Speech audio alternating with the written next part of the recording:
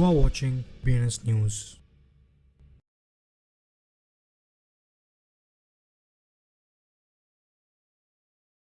నమస్తే BNS Telugu news channel కి స్వాగతం సుస్వాగతం. నేను మీ వెంకట్ సాయి కుమార్. ముందుగా వార్తల్లోని ముఖ్యాంశాలు. క్రిప్టో సమాచారాన్ని పంచుకోవడానికి ఆస్ట్రేలియన్ ఇండోనేషియా ట్యాక్స్ ఇన్స్టిట్యూషన్స్ ఒప్పందంపై సంతకం చేస్తాయి. సమురాయ్ వాలెట్ పై అణిచివేత తర్వాత క్రిప్టో గోప్యత ప్రోటోకాల్ను వ్యతిరేకంగా యుఎస్ ఇన్ఫిసిటీ చేసింది.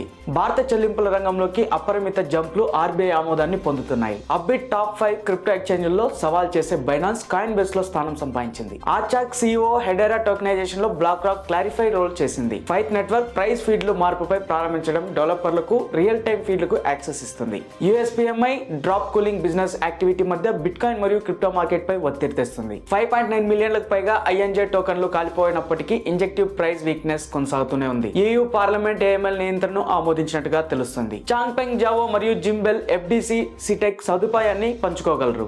బిట్ కాయిన్ మైనింగ్ డీసెంట్రలైజేషన్ ప్రమాదంలో ఉన్నట్టుగా తెలుస్తుంది. బ్లాక్ రాక్ యొక్క బిట్ కాయిన్ ETF BTC ధర పడిపోవడంతో ఇన్ఫ్లో స్ట్రైక్ ను ముగించింది. క్రిప్టో కరెన్సీపై సమాచారాన్ని పంచుకోవడానికి ఆస్ట్రేలియా మరియు ఇండోనేషియా ట్యాక్స్ అధికారులు అవగాహన అగ్రిమెంట్ పై సంతకం చేసినట్టుగా తెలుస్తుంది. సమురాయ్ వాలెట్ వ్యవస్థాపకులు అరెస్ట్ చేయబడిన మనీ లాండరింగ్ లో $100 మిలియన్ అభియోగాలను మోపినట్టుగా తెలుస్తుంది.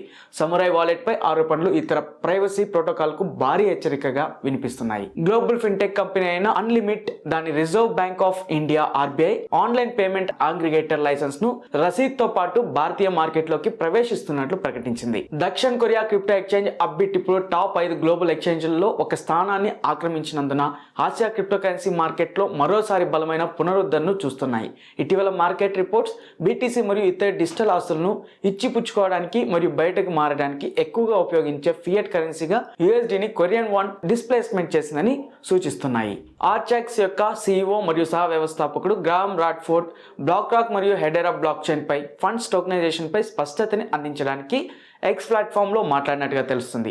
బ్లాక్ రాక్ ద్వారా ICS US ట్రెజరీ ఫండ్ యొక్క టోకెనైజేషన్ ప్రకటన తర్వాత హెడెరా యొక్క HBAR టోకెన్ ధరలు పెరుగుదల సహాయంలో ఈ సమయంలో ఈ సంస్థ చొరవలో ఎంతవరకు ప్రమేయం ఉందో సందేహాలను తలెత్తేలాగా తెలుస్తుంది. PYTH నెట్వర్క్ ఇప్పుడు దాని PYTH ప్రైస్ ఫీడ్లను మోరప్ టెస్ట్నెట్ లేయర్ 2 లో ప్రారంభించింది. ఇది ZK టెక్నాలజీ మరియు ఆప్టిమిస్టిక్ రోల్అప్లను కలపడం ద్వారా ఇథీరియం స్కేలింగ్ అనుభవాన్ని పునరుద్ధరించాలని అనుకుంటుంది. బోర్డ్ క్రిప్టో కరెన్సీ మార్కెట్ గత 24 గంటల్లో అమ్మకాల ఒత్తిడికి గురైంది. బిట్ కాయిన్ దాదాపు 4% నష్టపోయినట్టుగా తెలుస్తుంది మరియు టాప్ 10 ఆల్ట్ కాయిన్లు 4 to 10% మధ్య ఎక్కడైనా పడిపోయినట్టుగా తెలుస్తున్నట్టు ఉంది.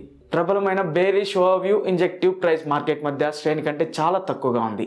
ఫైబొనాక్సీ రీట్రేస్మెంట్ గోల్డ్ జోన్ వెలుపల బుల్స్ కొనుగోలు చేయడానికి ఆకర్షణీయంగా కనిపించే ముందు INJ తప్పనిసరిగా కనీసం 30% పెరగాలని తెలుస్తుంది.